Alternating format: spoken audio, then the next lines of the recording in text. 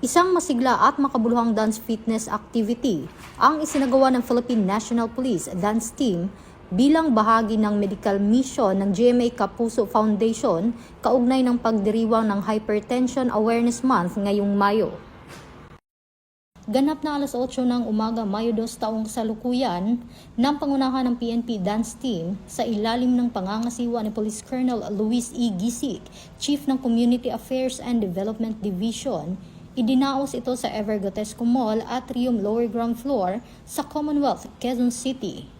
Bahagi ng programa ang palistahan na nag-aalok ng libreng konsultasyon at screening para sa may hypertension at diabetes. Partikular para sa mga edad 35 pataas at sa mga nakararanas ng sintomas tulad ng sakit ng ulo, pagkahilo, pananakit ng dibdib at madaling pagkapagod. Bukod sa libreng serbisyong medikal, tampok din sa Zumba session kung saan aktibong nakiisa ang mga kalahok.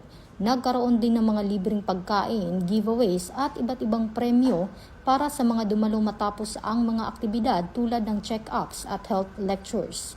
Layunin ng nasabing medical mission na mapalawak ang kaalaman ng publiko tungkol sa hypertension at mahikayat ang mamamayan na pangalagaan ang kanilang kalusugan sa pamamagitan ng regular na ehersisyo at konsultasyon.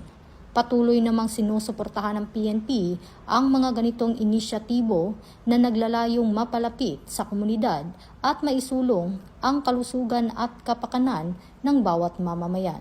Ito ang bagong PNP para sa bagong Pilipinas, serbisyong mabilis, tapat at nararamdaman. Mula sa Police News Network, ako po si Patrolwoman Rezalie Umalay, alagad ng batas, tagataguyod ng Balitang Pulis.